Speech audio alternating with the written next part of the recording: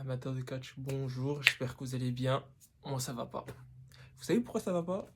Parce que je suis en train de penser, en fait, tu vois, la vidéo de la dernière fois là. Je pensais à Drew McIntyre.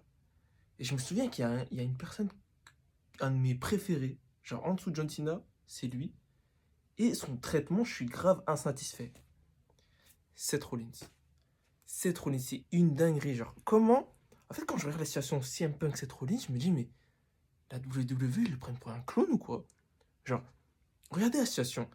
Pendant, il y a 11 ans bientôt maintenant, CM Punk il a quitté la WWE. Et qu'est-ce qu'il a fait pendant ce temps-là? Il a tout fait pour causer du tort à la compagnie. Pour des raisons que ce soit avec Vince McMahon, je comprends, Triple H, etc. Mais même, les faits, c'est les faits. Voilà. Il a taillé la direction, il a taillé euh, certains catcheurs, dont Seth Rollins. Et Seth Rollins, il faisait que défendre. Bah voilà, il défendait la compagnie et sa personne, tu vois. Et tout ça pour qu'au final, CM Punk qui revient. Déjà, on le prévient même pas à cette relation. On lui dit même pas que ouais, t'as CM Punk qui va venir, etc. On le prépare en rien. Genre, il arrive comme ça, CM Punk il arrive. Euh, Tout le monde se moque de la réaction de cette relation, mais c'est normal, wesh. Il n'était pas au courant, tu vois, donc sa réaction, elle est réelle, vraiment. Ensuite, il s'affronte au tout premier Raw sur Netflix.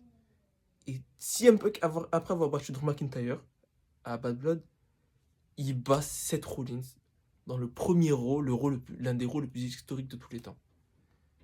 Comment vous dire que cette défaite, c'est la pire, elle sent mauvais, genre c'est la pire défaite de Seth Rollins, de sa carrière, parce que t'es là, tu perds contre le gars que tu détestes le plus, le gars qui a taillé ta compagnie, toi tu faisais que la défendre, et ce que tu récoltes en retour, c'est quoi? Une défaite. Et c'est pas fini, hein. Faut savoir que CM Punk, il l'élimine aussi du Royal Rumble avec Roman Reigns. Et par la suite, Elimination Chamber, qui rive des épaules de Seth Rollins? CM Punk encore. Et vous vous étonnez de la réaction de Seth Rollins de le stomp sur sa tête. C'est normal. Genre, quand vous prenez tout ce qui se passe, la situation quand vous prenez un avis extérieur, vous vous rendez compte. Prenez du recul dans la situation et c'est Seth Rollins qui a raison. Bon, on va pas parler d'histoire Seth Rollins et Roman Reigns. Voilà, je sais déjà. Il y en a qui vont dire ouais, mais c'est Roman Reigns, etc. C'est pas le sujet. Voilà, là on parle de CM Punk et de Seth Rollins. Donc moi je suis grave frustré. Frustré. Déjà que je n'aime pas trop CM Punk, il vient, il éteint en fait mais la crédibilité de Drew McIntyre et Seth Rollins aussi. Genre là, Seth Rollins il passe trop comme un fou.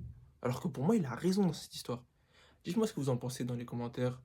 J'espère qu'il n'y a pas de pro CM Punk dans les commentaires. Soyez objectifs et voilà. Tchuss.